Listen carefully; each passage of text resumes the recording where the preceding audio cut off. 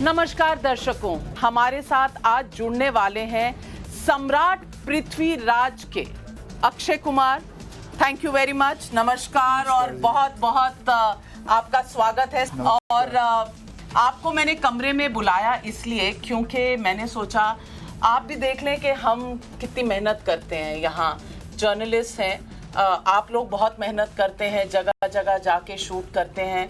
हमारी शूटिंग शायद यहाँ से स्टूडियो तक की होगी, लेकिन मेहनत बहुत जाती है क्योंकि पढ़ना पड़ता है, सवाल पूछने ऐसे पन्ने हमारे पास भी बहुत होते हैं। हमारे पास भी 150 पन्ने आते हैं और आप याद करके सब बोलते। तो याद करना पड़ता है, कभी सोच के बोलना पड़ता है, कभी कोई चेंजेस करनी पड़ती हैं। तो कभी डायरेक्टर जो हमारे यहाँ बैठे हुए हैं, अभी आप इनका भी इंट्रोडक्शन कर। डायरेक्टर हैं सम्राट पृथ्वीराज के चंद्र प्रकाश द्विवेदी जी। प्रणाम। और आपको कहा जाता है पंडित विद्वान हैं आप, और देश में इस वक्त इतिहास का क्वेश्चनिंग का दौर चल रहा है और इसके बीच में आप एक हिस्टोरिकल फिल्म लेकर आ रहे हैं, हिस्टोरिकल लाइफ पर सम्राट पृथ्वीराज चौहान के। मैं पहले पूछूंगी आपसे कि ये जर्नी, ये आपका सफ़र कितना मुश्किल रहा?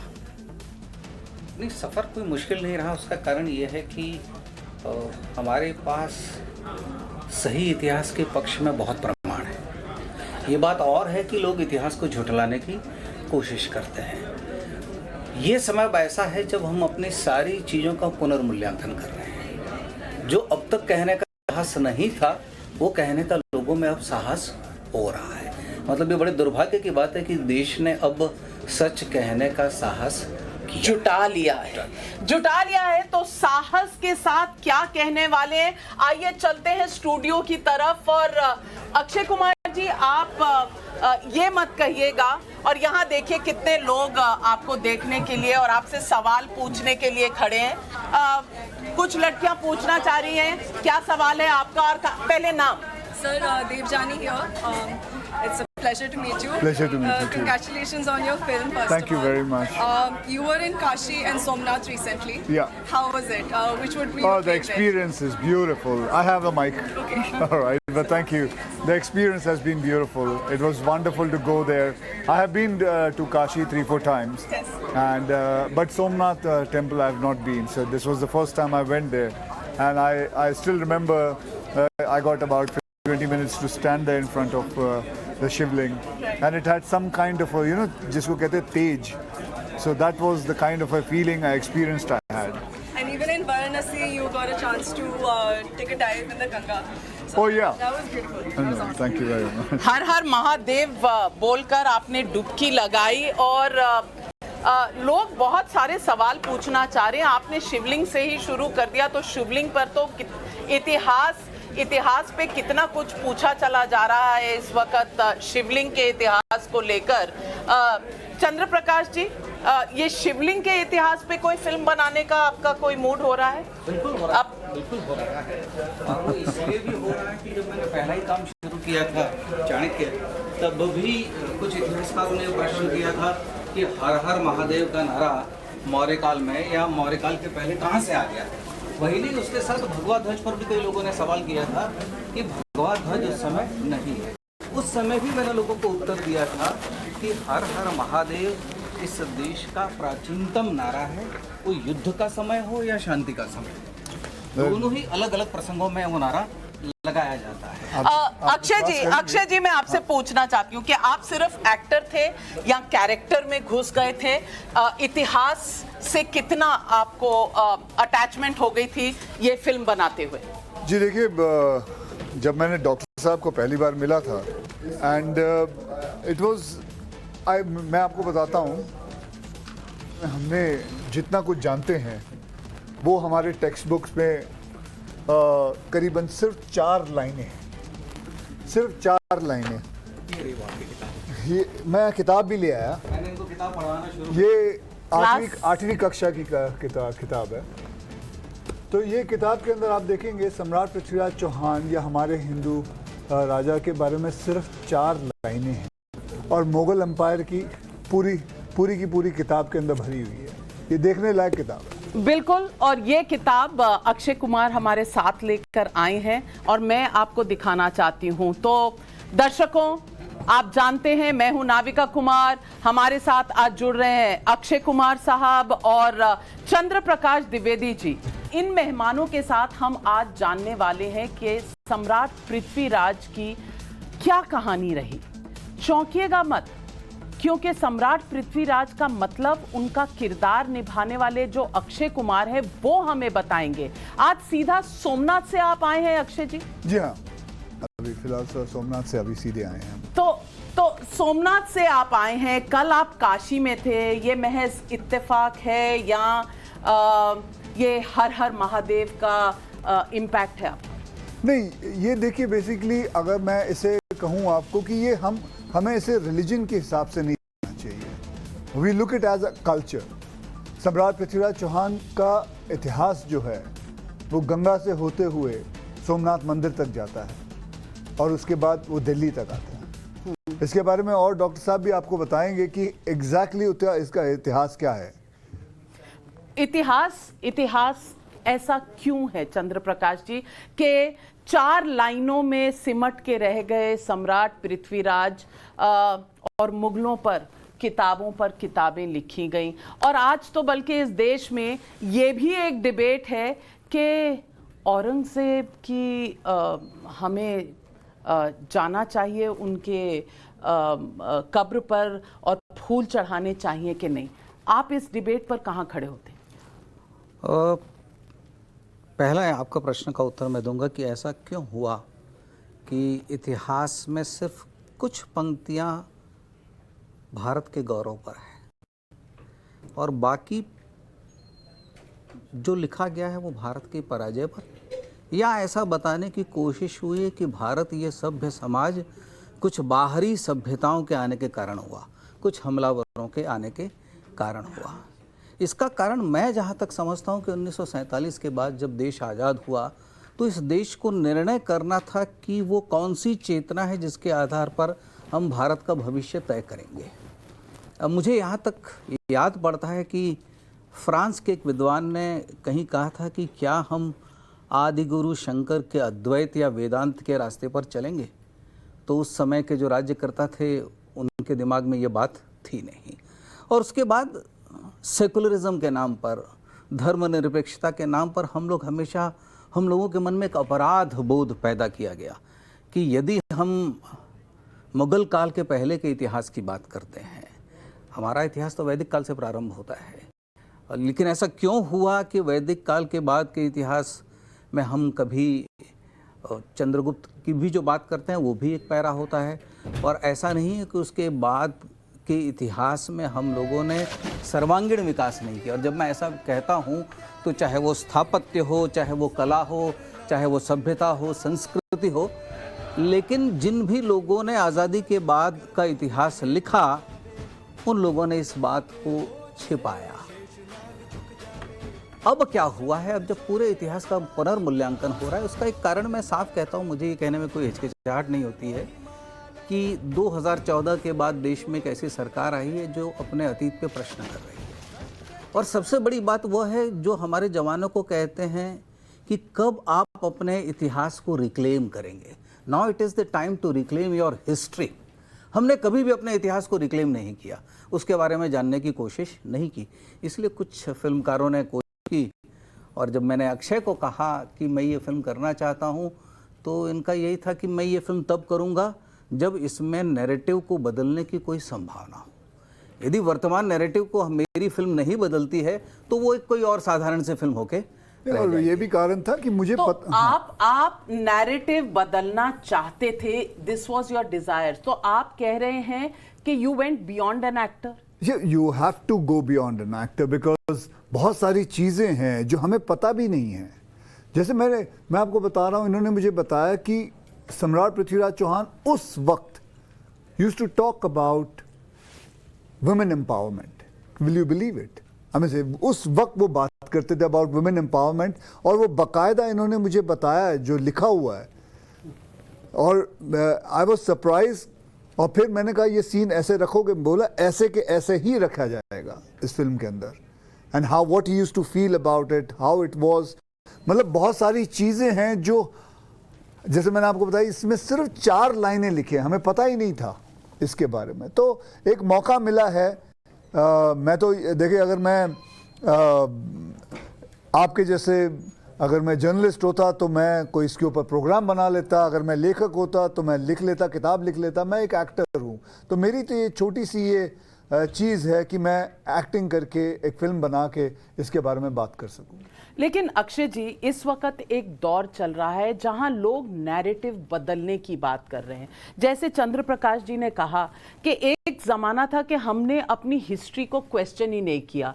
अगर आप पृथ्वीराज चौहान की भी बात करेंगे तो हमेशा से जो कहानी सामने आई वो स्वयंवर की आई और उसके बाद कहीं रुक सी गई। मैं पूछना चाहती हूँ कि इस फिल्म में नैरेटिव चेंज करने वाली, और मैं ये भी पूछना चाहूंगी क्योंकि मैं पढ़ती हूँ और हिंदी इतिहास में, मैं नहीं जानती ये इतिहास सही है या गलत, पर यह कहा जाता है कि 4 बांस 24 गज अंगुल अष्ट प्रमाण ता ऊपर सुल्तान है मत चुके चौहान। ये जो पंक्तियां हैं उनको किस तरह से माना जाता था कि वो वार करते थे और गोरी के ऊपर भी उन्होंने वार किया था। मैं पूछना चाहती हूँ, मोहम्मद घोरी के बारे में हमने बहुत पढ़ा, पृथ्वीराज चौहान के बारे में बिल्कुल कुछ नहीं, ऐसा क्यों? और ये पंक्तियां सच हैं या नहीं? ये लोकमानस में हैं भारत के, परंतु मूल रासों में पंक्तियां इससे ज़्यादा अच्छी हैं। वो मैं इसलिए बताना नहीं चाहता इस समय कि जब लोग पहली बार सुनेंगे तो उनको लगेगा, और ये आश्चर्य भी होगा। मैं कई बार लोगों से प्रश्न करता हूँ कि ये पंक्तियाँ ठीक है, हमारे समाज में स्वीकार्य हैं, पर ये रासों के कौन से संस्करण में है मुझे दिखाइए। मुझे अभी तक विद्वान नहीं दिखा पाए हैं, पर जो मैं दिखा रहा हूँ वो रासों में है। वो जो अंतिम अध्याय है रासों का उसमें है, और वो इससे कई गुना बहुत सुंदर है। इस पर अगली बार मुझे बुलाइएगा तो इस पर मैं आपसे लंबी बात कर सकता हूँ। तो मैं अक्षय जी आपसे ये पूछना चाहती हूँ कि नैरेटिव बदलने की ज़रूरत आज बहुत से लोगों को हो रही है, लेकिन फिर भी कुछ लोग ये तर्क देते हैं कि क्यों जा रहे हैं हम पीछे, अब तो वो सब सुलट गया ना, अब आज और अभी में रहो, क्यों पूछ रहे हो? ऐसे तो फिर आप जब चैनल चलाते हो तो कितनी सारी पीछे की चीज़ें बताते हो, तो क्यों जाते हैं? सिर्फ आगे की बात करते हैं, फ्यूचर की बात करते हैं। देखिए, बात ये नहीं है, बात ये है कि सही व्हाट इज़ योर हिस्ट्री वो सही बताया जाए और कुछ नहीं है। और ऐसे विद्वान जब साथ में हो, 18 साल इन्होंने इस स्क्रिप्ट के ऊपर काम किया है। 18 साल ये सिर्फ ये लिखते रहे हैं कि मुझे ये फिल्म बनानी है। इनके पास एक और स्क्रिप्ट भी है जो पड़ी हुई है उनके पास, मैं उनके छोड़ के कह रहा हूँ कि वो भी बनाएं। तो अब ऐसे विद्वान हो और ऐसी इनकी स्टडी हो, और इसके बारे में अगर हम लोगों को बताना चाहे, मैं अपने बच्चों को बताना चाहता हूँ कि सम्राट पृथ्वीराज चौहान क्या करते। उन्होंने हिस्ट्री में सिर्फ ब्रिटिश एम्पायर के बारे में पढ़ा है। अगर आप भी जानते हैं, आपने भी पढ़ाई की होगी, और मुगल एम्पायर बच्चों को भी पढ़ाया। तो वही देख लीजिए, मुझे भी यही पढ़ाया गया था, मुगल एम्पायर, ब्रिटिश एम्पायर। और उसके बाद जो हमारे जो महाराणा राणा प्रताप हो, छत्रपति शिवाजी, छोटे छोटे एक पैराग्राफ होता था। और अगर आप इस किताब को देखेंगे तो करीबन 100 पन्ने सिर्फ मुगल एम्पायर पे, और एक सिंगल कॉलम 2 लाइन सम्राट पृथ्वीराज चौहान पे 2 लाइन है।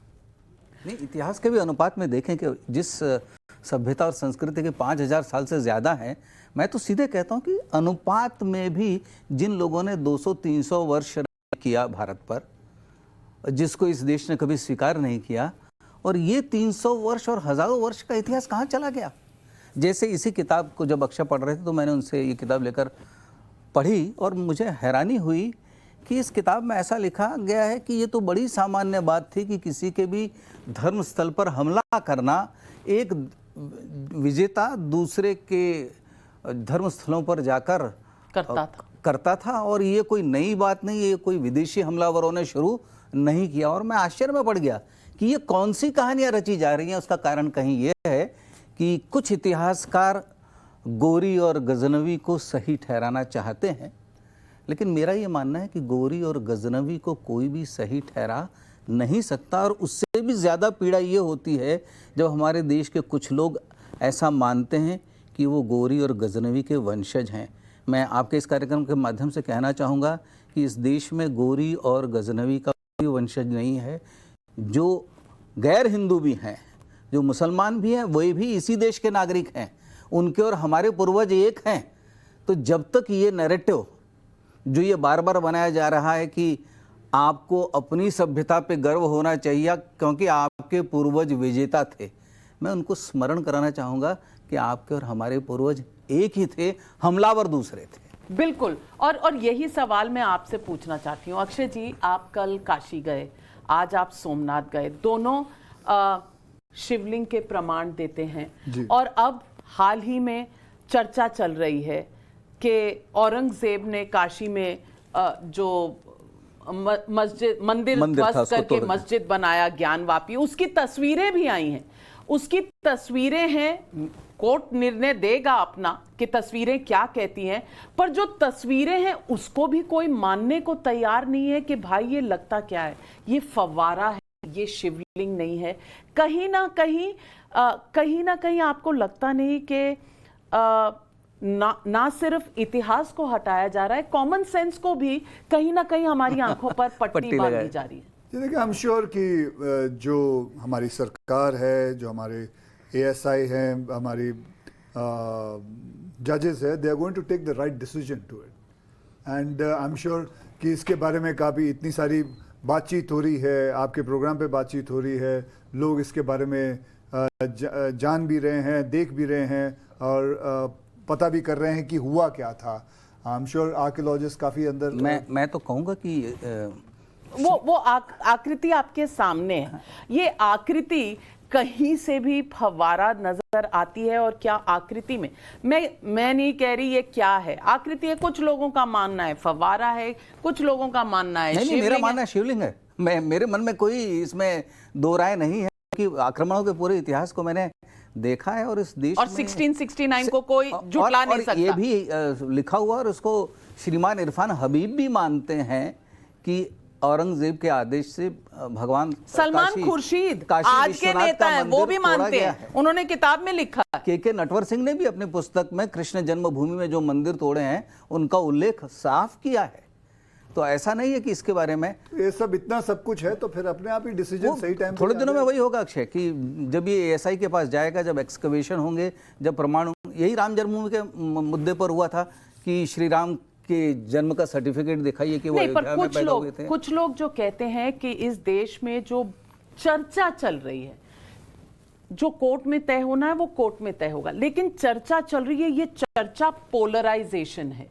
इस विवाद को आप कैसे देखते हैं? नहीं, आई डोंट थिंक सो ये पोलराइजेशन है। ये हम अपनी हिस्ट्री को वापस लेना चाहते हैं, अपने पास रखना चाहते हैं, लोगों को बताना चाहते हैं, अपने जनरेशन को बताना चाहते हैं। So I don't think so this is going toward that way. This is, जैसे डॉक्टर साहब ने कहा कि हम सब एक हैं, जैसे हमारे पूर्वज जो हैं, चाहे वो मुसलमान हो, हिंदू हो, सब हमारे हिंदुस्तान के ही हैं। तो ये पोलराइजेशन नहीं है, दिस इज बेसिकली अपनी हिस्ट्री को जागृत करना चाहते हैं, लाना चाहते हैं, लोगों के सामने बताना चाहते हैं कि है क्या।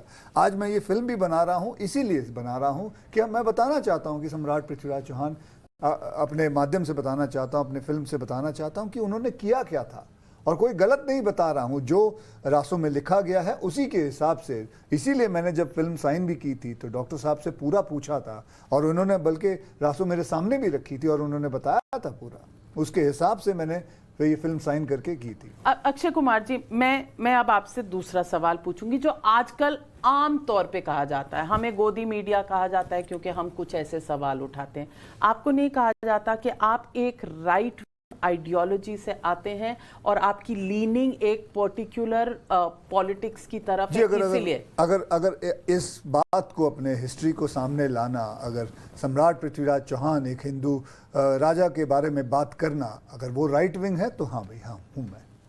तो इसमें आपको कोई दिक्कत नहीं होती ये कहने की कि आप क्लब कर दिए जाते हैं? क्योंकि आर्टिस्ट कई बार मैंने देखा है, कम से कम बॉलीवुड में, वो थोड़े से नर्वस रहते हैं कि वो किस तरफ उनको क्लब किया जा रहा है? जी वो अपनी जगह सही है, लेकिन मुझे इस बात की कोई गलत नहीं है। जो बात सही है, अगर वो सही सामने आ रहा है, अगर आप सही को ला रहे हो और इतने विद्वान आदमी की अगर इस फिल्म को डायरेक्ट कर रहे हैं और ला रहे हैं, तो मुझे इसमें कोई आपत्ति नहीं है। मैं चलने को, इस रास्ते पे चलने को तैयार हूँ। डॉक्टर साहब, सवाल लोग ये भी पूछते हैं कि आज ही औरंगजेब इतने आइकॉन क्यों, कि उन मज़ार पे जाया जाता है, चादर चढ़ाई जाती है, फूल चढ़ाए जाते हैं।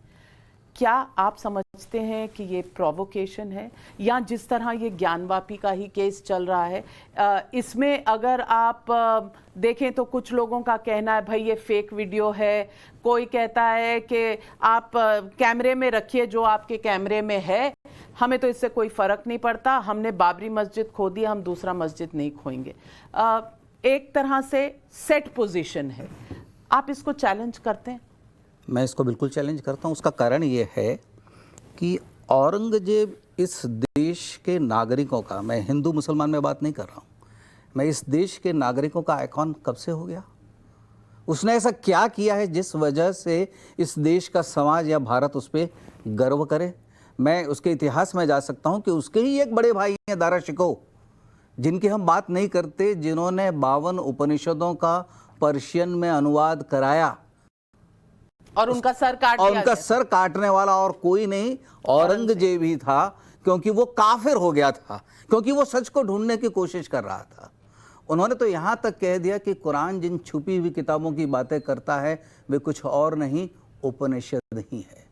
इससे मुल्ला और मौलवियों को बड़ी ताकत मिल गई और उन्होंने औरंगजेब को भड़काया कि तुम्हारे लिए बहुत सही समय है।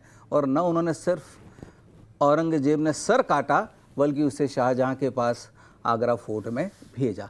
ऐसे व्यक्ति पर यदि मुझे कोई कहता है कि ये मेरे आइकॉन हैं, तो मुझे माफ़ करिएगा, मैं इसको स्वीकार नहीं करता हूँ। मैं तो जाटों तक के इतिहास पर आपको ले जा सकता हूँ कि बाद में जाटों ने क्या किया है उस अत्याचार के विरोध में जो औरंगजेब ने किया था। इससे पहले कि मैं पब्लिक के सवाल लूँ, मैं एक सवाल आपसे पूछना चाहती हूँ। जैसे ही ये फिल्म अनाउंस हुई तो पहले तो नाम को लेकर ही कंट्रोवर्सी हो गई।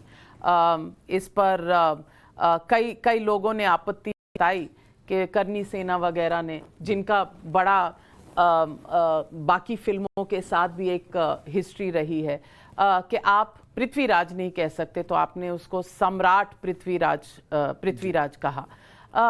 आपको लगा था कि हिस्टोरिकल फिल्म बनाने में कहीं ना कहीं से कोई ना कोई ऐसी कंट्रोवर्सी आएगी? देखिए, ये कंट्रोवर्सी नहीं है। उन्होंने क्या कहा है? उन्होंने कहा है सम्राट ही ना, तो इसमें कोई गलत बात नहीं है। अगर वो सम्राट पृथ्वीराज चौहान चाहता है तो कर लो, सम्राट पृथ्वीराज चौहान कर लो। सम्राट महाराजा पृथ्वीराज चौहान तो ठीक है, वो भी कर लो। और फिर सेंसर बोर्ड ने यूए कर दिया। यूए कर लिया मतलब यूए सर्टिफिकेशन। हाँ, उसमें क्या हुआ? उसमें कोई समस्या नहीं है, कोई समस्या नहीं है। तो ये हिस्ट्री सबकी तरफ नहीं जानी चाहिए? जानी चाहिए, बिल्कुल जानी चाहिए। नहीं तो कौन सी ऐसी पॉइंट्स थी फिल्म में जिसको सेंसर बोर्ड कहता था कि इसको हटा दीजिए या एडल्ट कर इसके बारे में मैं तो था नहीं, डॉक्टर साहब बताएंगे। डॉक्टर साहब गए थे तो यूए क्यों दिया गया था डॉक्टर साहब? नहीं, मैं चूंकि सर्टिफिकेशन बोर्ड, चूंकि मैं उसका सदस्य रह चुका हूँ, इसलिए मैं सेंसर नहीं कहूँगा। सर्टिफिकेशन बोर्ड में मैं गया, उसमें कुछ इतिहासकार भी थे और ऐतिहासिक रूप पे हमारा कोई तथ्य गलत नहीं था। उन्होंने हमें बदलाव का आदेश नहीं दिया था, उन्होंने हमें सुझाव दिया था। उसमें कुछ इतिहासकार भी थे और स्वयं श्री प्रसून जोशी भी थे। उन्होंने मुझे कहा कि डॉक्टर साहब, ये हमारा सुझाव है। सुझाव इसलिए है कि देश काल समाज की परिस्थिति को ध्यान में रखते हुए कुछ चीज़ें दूसरे शब्दों में कही जा सकती हैं क्या। और चूंकि वो खुद बहुत अच्छे कवि हैं तो उन्होंने मुझे कुछ सुझाया, तो मैंने कहा इस पर मेरा कोई विरोध नहीं है और इसके लिए मैं कोई संघर्ष या लड़ाई नहीं चाहता हूँ। और मैंने तुरंत श्री आदित्य चोपड़ा को फ़ोन किया कि सर ये समस्या है। उन्होंने कहा कि डॉक्टर साहब अगर आप इससे सहमत हो तो मेरा कोई विरोध नहीं है। इसलिए ये जो बातें कहने की कोशिश हो रही हैं वो बिल्कुल झूठ है। कोई मतलब आपने कोई समझौता नहीं किया हिस्टोरिकल फैक्ट से। आपने आदित्य चोपड़ा जी का नाम लिया तो मैं एक सवाल पूछूंगी। कहीं मैंने आपका एक इंटरव्यू पढ़ा था कि अक्षय कुमार जी को साइन करने से पहले उन्होंने आपको प्रोज एंड कॉन्स दोनों बताए थे अक्षय कुमार जी के। तो प्रोज पहले बताएंगे कि कौन क्या नहीं, मैं पहले प्रोज बताऊंगा। ऐसा था कि जब भी आप एक फिल्म तय कर लेते हैं तो एक विश लिस्ट देते हैं कि आप चाहते हैं कि पहले इस अभिनेता को पूछा जाए, किसी कारण से वो अभिनेता यदि नहीं करना चाहता तो दूसरे अभिनेता को पूछा जाए। तो उन्होंने मुझे कहा, तो मैंने कहा कि मेरे दिमाग में पहले भी ये प्रस्ताव इनके पास अलग अलग लोगों के द्वारा गया था। तो उन्होंने मुझे कहा कि ये अपरिवर्तनीय है अक्षय। मैंने कहा नहीं सर, ऐसा नहीं मैं कह सकता हूँ। तो दूसरा नाम क्या है? तो दूसरा भी मैंने एक नाम रखा कि ये भी नाम हो सकता है। तो उन्होंने कहा कि देखिए डॉक्टर साहब, मैं अब इन दोनों के गुण और दोष आपको बताता हूँ और उसके आधार पर आप तय करिए कि आप, क्योंकि दोनों को ही के पास मैं जा सकता हूँ, दोनों ही मुझे सुलभ हैं। तो मैंने कहा बताइए। तो बोले अक्षय कुमार गाय है। गाय है? गाय है। मतलब मैंने थोड़ी कहा गाय है, वो भी उसको जहाँ हिंदू ले जाओगे, सिंबल है। हाँ, हाँ, हिंदू सिंबल है। उसे जहाँ ले जाओगे वो चला जाएगा। जो कहोगे वो करेगा। आपसे कोई बहस, कोई विवाद ये सब नहीं करेगा। तो एक ये है। दूसरे अभिनेता का, यदि आप हर दिन सुबह के 4 घंटे एक युद्ध के लिए तैयार हों, बहस के लिए तैयार हो, तो मैंने कहा सर फिल्म इतनी मुश्किल, ऐतिहासिक फिल्म जिसमें सुबह 3 बजे उठना पड़ेगा और आप चाहते हैं मैं 4 घंटे एक नया युद्ध हर दिन करूं, तो मैं गाय के साथ काम करता हूं।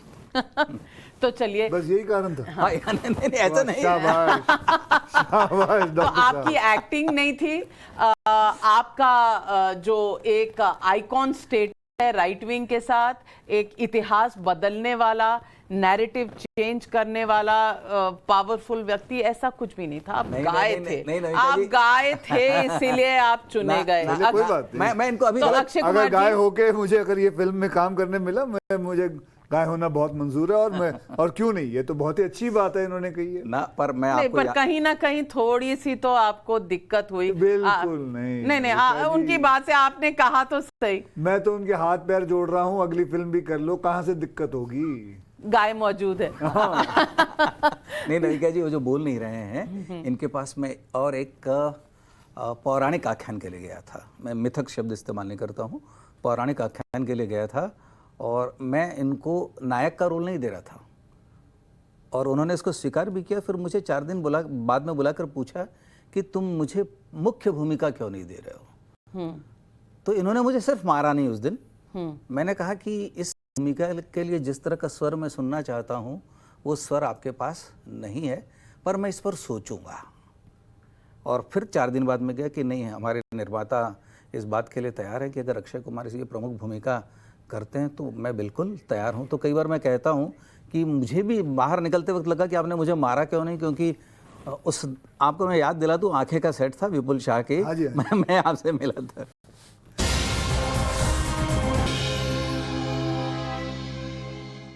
मैं इससे पहले कि नैरेटिव बदलने वाली जो आपने बात कही, इससे पहले कि मैं उस सवाल पर आऊं, पब्लिक से सवाल आ रहे हैं।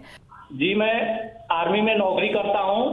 अक्षय कुमार जी को देख के मेरे को बहुत ही खुशी होता है और मेरे को लगता है कि अजय वो सोल्जर जैसे दिखते हैं और उनसे बात करके मेरे को बहुत खुशी होगी। बस मैं ये कहना चाहता हूं, मेरे लिए कोई सवाल नहीं है उनके लिए। जी, एक बहुत बड़ा देशभक्त हैं, मैं उनका फैन हूं। बस मैं ये इतना कहना चाहता हूं कि एक अच्छी मूवी फिर कब लेकर के आ रहे हो, जो आर्मी सोल्जर के लिए बनाते हैं, इतनी अच्छी मूवी देशभक्ति बनाते हैं। हाँ जी, मैं एक फिल्म कर रहा हूँ एयरफोर्स के ऊपर। ये अच्छी सच्ची कहानी है। तो अगले साल उसकी शूटिंग शुरू होगी। 2024 में आप उसे देख पाएंगे जी। अच्छा, तो 2024 में एक देशभक्ति की फिल्म आपके सामने आने वाली है। आपकी देशभक्ति के हम सब फैन हैं, हम सब कायल हैं, तो fan moment for me also. सवाल और हैं संजय रंजन रांची से और श्रीयम टंडन वाराणसी से, जहां आप कल थे।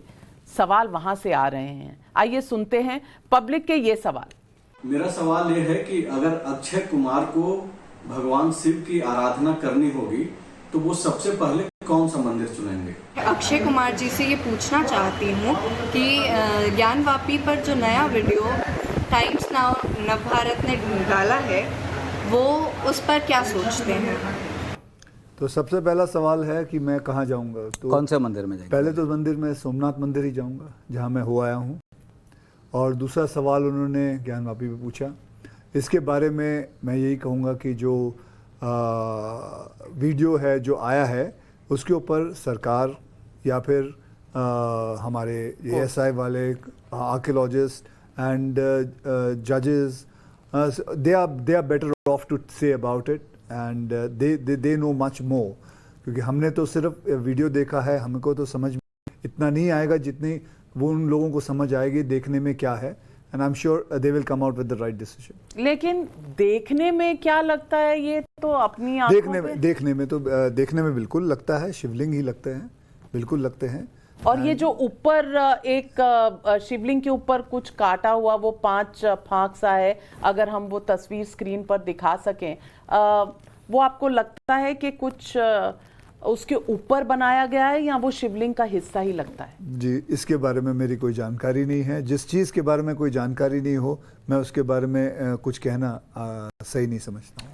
फेयर इनफ, आपने ये कहा। अक्षय जी, मैं एक और सवाल आपसे पूछना चाहती हूँ। कश्मीर फाइल्स हाल ही में एक फिल्म आई थी जिसने नैरेटिव चेंज करने की कोशिश करी और उस फिल्म को लेकर भी बहुत कंट्रोवर्सीज हुई। मैं इसलिए ये सवाल पूछ रही हूँ क्योंकि इतिहास में जारी है, ये बहुत पीछे का इतिहास नहीं है जितना सम्राट पृथ्वीराज का इतिहास आप ले जा रहे हैं, लेकिन फिर भी 32 साल पुराना इतिहास है। इसमें भी अगर आप देखें तो बहुत से लोगों को बहुत सी चीज़ें मानने में दिक्कत होती है और एडमिट करना लोगों के लिए मुश्किल होता है। आपको लगता है कि ये नेचुरल प्रोसेस है कि जो लोग डिनायल में हैं वो डिनायल में रहेंगे, या आपको लगता है कि इस तरह के सब्जेक्ट्स और आने चाहिए क्योंकि एक क्वेश्चन इतिहास के बारे में होना जी, जो सही इतिहास हो अगर उसके ऊपर कोई फिल्म बनती है तो कोई आपत्ति नहीं होनी चाहिए, लोगों को बताना जरूरी होता है।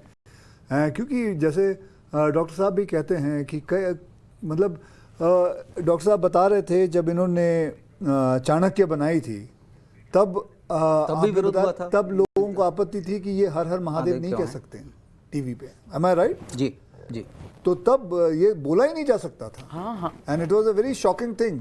फिर आहिस्ते आहिस्ते नैरेटिव चेंज हुआ। और ये क्यों चेंज होता है? क्योंकि आदमी ये सब चीज़ें बता के, जो सच्चाई है, सच्चाई को सामने ला के लोगों को बताना और फिर नैरेटिव चेंज करना, इसमें कोई आपको गलत बात नहीं है। लेकिन बहुत से लोगों ने उस फिल्म का मजाक भी उड़ाया।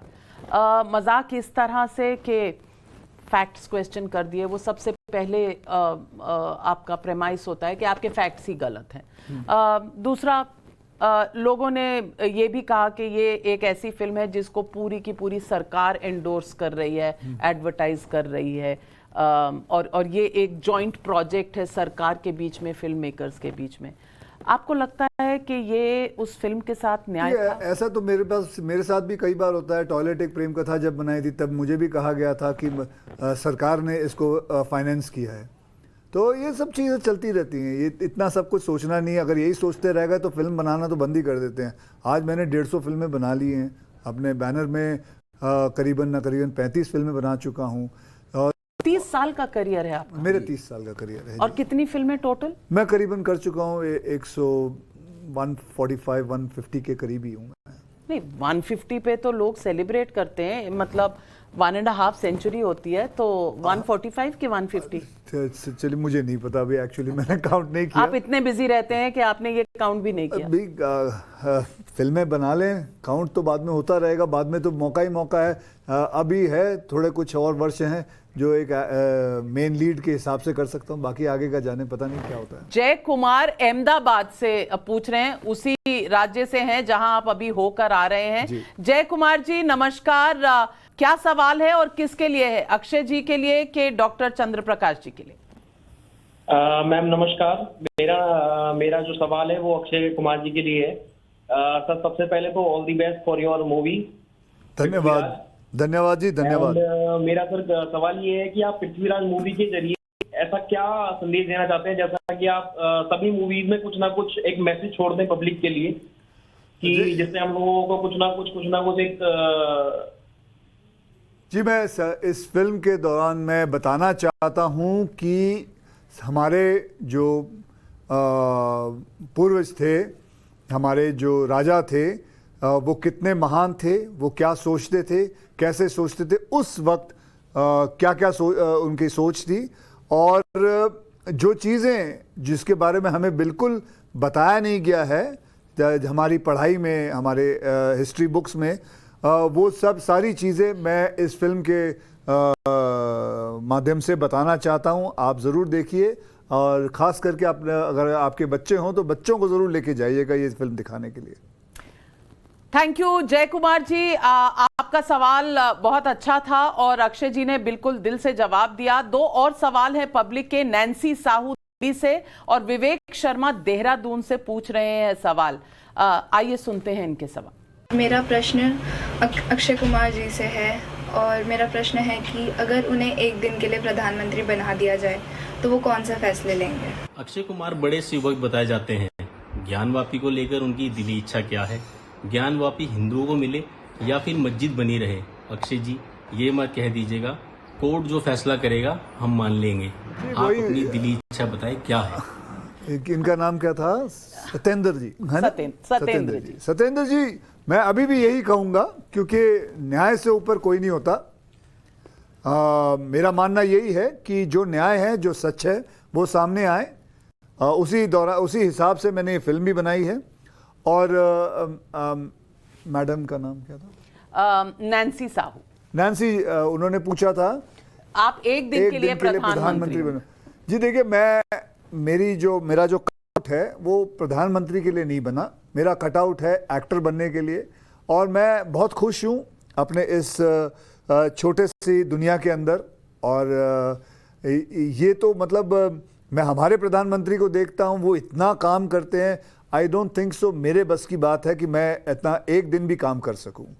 तो मैं अपना एज एन एक्टर, आप कैसे कह सकते हैं? क्योंकि आपके तो वीडियोस चले हुए हैं सोशल मीडिया में कि आप 4 बजे वर्कआउट करते हैं, उसके बाद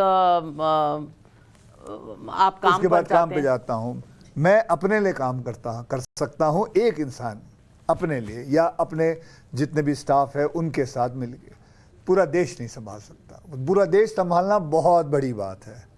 वो इंसान जो पूरा देश संभाल सकता है वो मैं नहीं कर सकता। लेकिन कहीं ना कहीं कुछ देश के लिए करने के लिए फिल्मों के अलावा, बस फिल्मों के हिसाब से मैं फिल्में बना सकता हूँ। और फिल्मों के दौरान, फिल्मों के लिए मतलब फिल्म के ज़रिए मैं बहुत सारी चीज़ें करने का मुझे मौका मिल जाता है। मैंने इतनी मतलब ऐसी फिल्में बनाई जो लोगों में वाकई में गई है। मैं अपनी तारीफ़ नहीं करना चाहता, लेकिन मैं अपने आप को बहुत लकी मानता हूँ। जैसे कि मैंने टॉयलेट एक प्रेम कथा मिली, सैनिटरी पैड पे आज तक कभी किसी ने फिल्म नहीं बनाई, वो फिल्म बना ली मैंने। एयरलिफ्ट, जिसके बारे में किसी को पता ही नहीं था कि 1,70,000 लोग कुवैत में फंसे हुए, कहाँ Indian air force, air India, Indian airlines जाके उनको बचा के लेके आई। और ऐसी बहुत सारी कहानियाँ, जैसे ये वाली भी कहानियाँ हैं। तो मैं बड़ा खुश हूँ अपनी फिल्में लेके, और उसके दौरान अपने लोगों को बताना। केसरी में मैंने किया था। बिल्कुल, और केसरी का आपका वो गाना बहुत एक वही हिस्टोरिकल थी। हाँ, तेरी मिट्टी में मिल जावा, मनोज मुंतशिर का लिखा हुआ। जी। और वो आए थे और गा कर गए थे यहाँ स्टूडियो में, मनोज मुंतशिर जी, और आपको याद करके गए थे यहाँ पे। केसरी और सम्राट पृथ्वीराज 2 हिस्टोरिकल फिल्म्स हैं। आप रेफरेंसेस एटलीस्ट उसके हिस्टोरिकल है। मैं आपसे पूछना चाहती हूँ कि ज़्यादा मुश्किल कौन सी फिल्में होती हैं? जो कमर्शियल कॉमेडी वाली आप करते हैं, या इस तरह की जो? नहीं, वो कमर्शियल वाली जो कॉमेडी होती है बड़ी आसान होती है, वो आप कर सकते हो। क्योंकि उसके अंदर आपको आप कैरेक्टर के बाहर भी निकल सकते हो, आप कहीं से भी कूद के आ सकते हो, कुछ भी कर सकते हो। लेकिन जैसे अभी आपको बताऊं, ये फिल्म जो है सम्राट पृथ्वीराज चौहान, इसके अंदर जो मैं ये नहीं हूं कि कहीं से ऊपर से कूद के घोड़े पे आ गया और घोड़े पे इन्होंने जो रखा है, मेरी हाइट जो कूदने की भी रखी है, इससे ज़्यादा नहीं रखी है, जो कर सकते थे इंसान। मतलब he is not gone out of it. इसके अंदर जो कुछ भी आप देखोगे, ये एक नेचुरल एस्पेक्ट है, ना कि एक कमर्शियल सिनेमा के हिसाब से कि सम्राट पृथ्वीराज चौहान कहीं से भी कूद सकते, 15वीं मंजिल से हाँ, नीचे। वो सब नहीं है। तो ये जो कैरेक्टर, पर आप तो स्टंट्स करने में मैंने सुना है बड़े बेबाक तरीके से करते हैं, तो थोड़ा सा push pushing the boundaries? Pushing the boundary still a human being can do. मतलब मैं भी जो स्टंट करता हूँ वो काफ़ी मतलब रिहर्सल्स के बाद काफ़ी सेफ्टी को लेके वो तब हुआ जाता है, वरना थोड़ी इतना आसान तो थोड़ी. खिलाड़ी कुमार से अब जो दौर अक्षय कुमार का, इसमें आप अपने आप को क्या कहेंगे? क्या कहूँ, मतलब मैं खिलाड़ी कुमार अब पृथ्वीराज चौहान, सम्राट कुमार. नहीं, सम्राट कुमार कहाँ. देखिए मैंने गलत तो नहीं कहा, गलत नहीं है ना? खिलाड़ी कुमार से अब सम्राट कुमार. नहीं, मैं खुश हूँ. मैं अक्षय कुमार तक ही खुश हूँ. बस मेरी फिल्में, मुझे बस ऐसा ही मौका मिलता रहे कि मैं अलग अलग फिल्म पे बनाऊं. जैसे मैं इनके पीछे पड़ा हूँ, इनके पास एक सब्जेक्ट है, छुपा के रखा हुआ है, निकालते नहीं है. शायद किसी खान को देना चाहते हो? मुझे नहीं पता. ना क्यों? आप धर्म देख के देते हैं फिल्में? नहीं, ऐसा नहीं है. पूछा मैंने. मेरा काम है सवाल पूछना. मैं तो गूगली मारूंगी. नहीं, बिल्कुल ऐसा बिल्कुल नहीं है. और चूंकि आपने धर्म पर सवाल किया, इसलिए मैं आपको उत्तर बिल्कुल देना ज़रूरी समझता हूँ कि पिंजर जब मैंने की थी तो उसका मुख्य नायक जो था उसका धर्म इस्लाम था. बिल्कुल. मैं जब मैंने Z+ की थी तो उसका जो मुख्य नायक था उसका धर्म इस्लाम था. तो आप मुझ पे ये आरोप नहीं लगा सकती. हाँ, ये ना कि हम पे भी. अभी मैंने लक्ष्मी फिल्म की थी, उसमें मैं एक मुस्लिम का कैरेक्टर हूँ. मेरा नाम असलम था. हाँ, आसिफ था, सॉरी, आसिफ. तो ऐसे कई कैरेक्टर्स कोई भी हो, किरदार कर रहे हैं. हम किरदार कर रहे हैं. धर्म पे थोड़ी कोई बात हो रही है, कोई रिलीजन पे थोड़ी जा रहा है. हिंदू, मुसलमान, सिख. मैंने हर धर्म का किया हुआ है. केसरी में I was playing a Sikh. Right wingers ने लक्ष्मी पर सवाल उठा दिया था. नहीं, वो ठीक है. अभी वो उसका जवाब मेरे पास नहीं है. मैं एक एक्टर हूँ, मैं काम कर रहा हूँ. मैं ये थोड़ी देख रहा हूँ. फील करते हैं. जैसे टाइम्स नाउ जब लॉन्च हुआ था तो हमारा टैगलाइन था फील द न्यूज. तो फील करना तो जरूरी होता है. क्या मुसलमान हिंदुस्तानी नहीं होते हैं. तो उसमें फील क्या है? वो भी हिंदुस्तानी है. वही मैंने फील करके वो फिल्म भी की थी. Okay, very well said.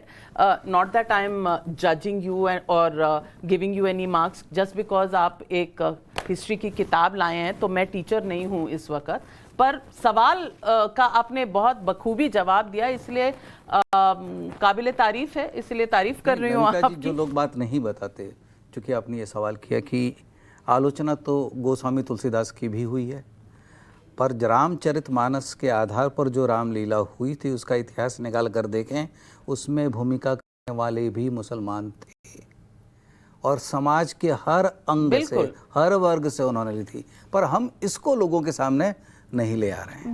मैंने बिल्कुल मजाक में पूछा था कि आप अक्षय कुमार कह रहे हैं आपके पास एक छुपाई हुई स्क्रिप्ट है जो आप उन्हें दे नहीं रहे. वो पहले इसे तो मैं आपको उकसा रही थी. एंड एज दे से जर्नलिज्म में प्रोवोक करना इज फेयर, ताकि आप हम लोग करने वाले हैं. वो तो करने वाले हैं, खिंचाई करने ये वाले कमिटमेंट हो रही है. वो तो मैं इनसे ले लूंगा. ले लूंगा. अच्छा, मतलब यहाँ पे हाथ मिलवाने की जरूरत नहीं. ले लूंगा. 2 फिल्में हम लोग ने, ये तीसरी फिल्म है हम लोग. एक्चुअली 2 फिल्में और कर चुके हैं मेरे साथ. राम सेतु है, oh my God 2 and oh my God 2 भी. हाँ, मैं आपसे सवाल एक और पूछना चाहती हूँ. बहुत से लोग ये भी कहते हैं कि कुछ ऐसा भी दौर चला है कि अब बॉलीवुड की फिल्म्स इतनी चल नहीं रही, अब टेक ओवर कर लिया है साउथ की फिल्म इंडस्ट्री ने. RRR, KGF, अल्लू अर्जुन, ये सब चला करते हैं. मैं पूछना चाहती हूँ, हॉलीवुड में कहानियों पे कम जोर हो रहा है या कोई ऐसा केमिस्ट्री या ऐसा कोई फॉर्मूला है जो साउथ की फिल्म्स यूज कर रही हैं जो बॉलीवुड इस वक्त नहीं कर रही? देखिए, ये पहली बात है. नॉर्थ हीरोज, साउथ हीरोज, ये जो डिवाइड है ये गलत है. जैसे हमको हिस्ट्री की किताब में इसमें भी लिखा हुआ है, डिवाइड एंड रूल पे नहीं रहना चाहिए. मैं इस चीज़ पे मानता ही नहीं हूँ कि ये नॉर्थ इंडियन इंडस्ट्री है, ये साउथ इंडियन इंडस्ट्री है. मैं ये मानता हूँ this is all Indian industry.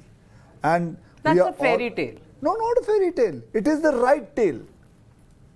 The thing is there is nobody who wants to say about it. This is the right tale. There is nothing else. क्यों?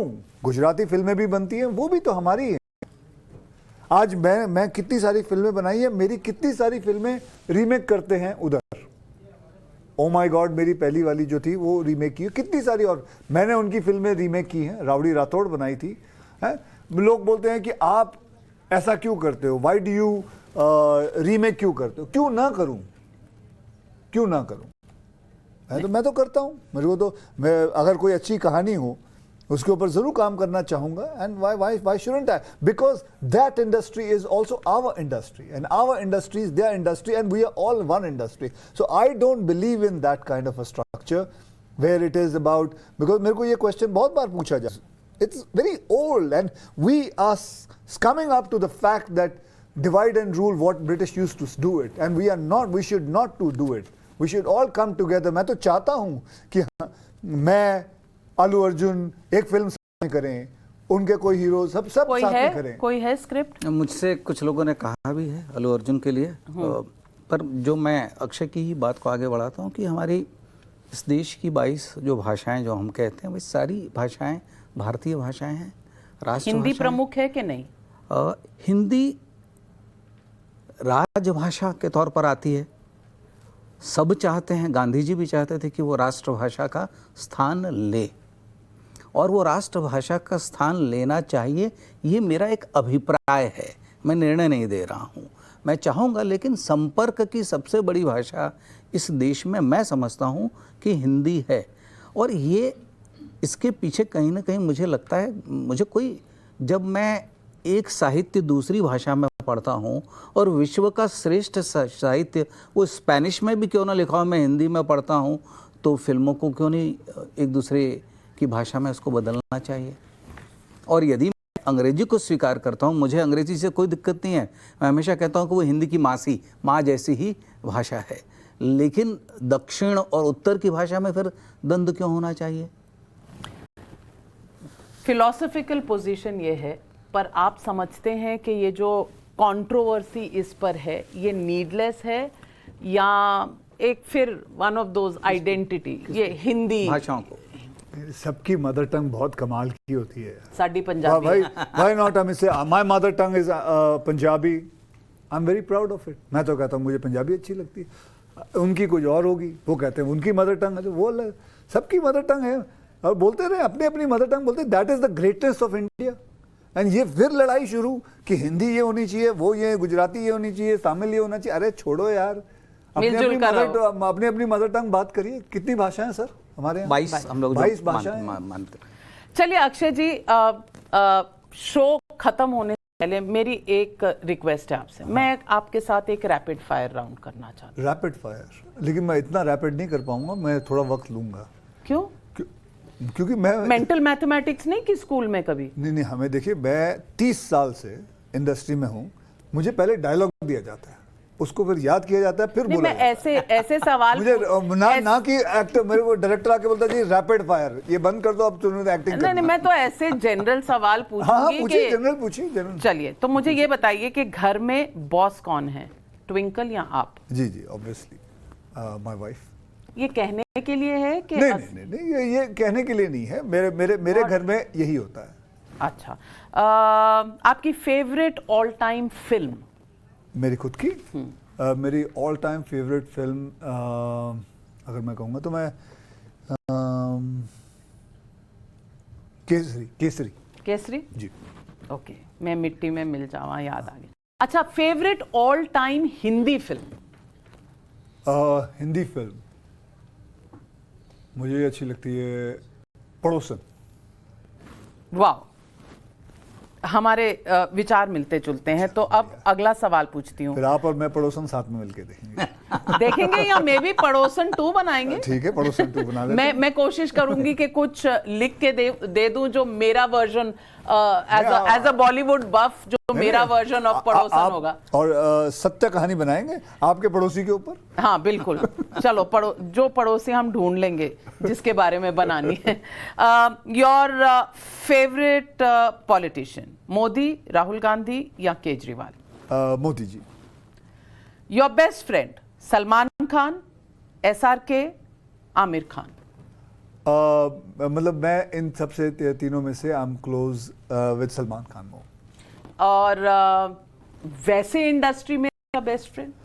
Actually मैं ज़्यादा नहीं है, मेरे इंडस्ट्री में कोई ज़्यादा फ्रेंड नहीं है। मैं जो आदमी सुबह 4 बजे नहीं, उठता मैं हो? क्योंकि मैं जाता नहीं हूँ, सोशलाइज नहीं करता हूँ, तो मेरे फ्रेंड्स नहीं है। मेरे फ्रेंड्स हैं मेरे स्कूल के 3 पर मित्र आपको हैं। लगता है कि खान के खिलाफ अक्षय कुमार का सक्सेसफुल होने का कोई खास फिर वही फॉर्मूला? खिलाफ, नविका जी कहाँ से ये खिलाफ? कंपटीशन तो है ना।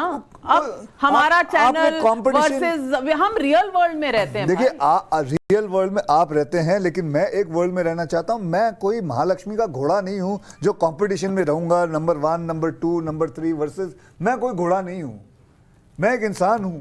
मुझे नहीं करना ये काम, मुझे कोई नहीं है मैं कि सिर्फ खान। अक्षय कुमार, मैं अपना काम कर रहा हूं। और देखिए मैं आपको बताता हूं, 180 फिल्में बनती है इंडस्ट्री में, गिनती के कितने एक्टर हैं?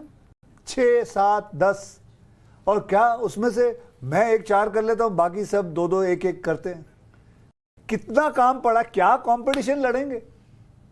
चलिए। आपके यहाँ है वो टीआरपी का कंपटीशन, हमारे यहाँ नहीं, हमारे पास बहुत काम है। हाँ, आपका भी तो बॉक्स ऑफिस पे कितने 100 करोड़। तो वो तो अच्छी बात है ना। वो तो इसलिए होता है ताकि हम बड़ी बड़ी और फिल्में बना सके। तो हमारा भी टीआरपी इसलिए होता है ताकि हम और चैनल खोल सकें। तो कितने खोलोगे?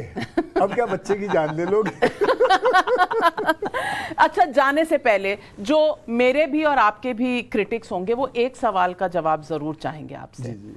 आपका फेवरेट फ्रूट कौन सा है? मेरा फेवरेट फ्रूट मैंगो। और कैसे खाते हैं? मजे लेकर।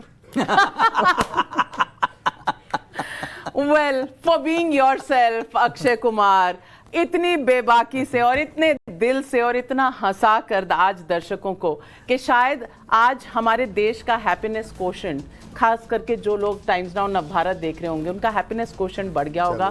Thank you very much for joining us. Thank you doctor Chandra Prakash. आपसे ज्ञान और भी लेना है और जरूर हम आपके साथ दोबारा बैठेंगे, क्योंकि इतिहास में हमारा भी इंटरेस्ट है, हमारे दर्शकों का भी, और ये कड़ी चलती रहेगी। Thank you.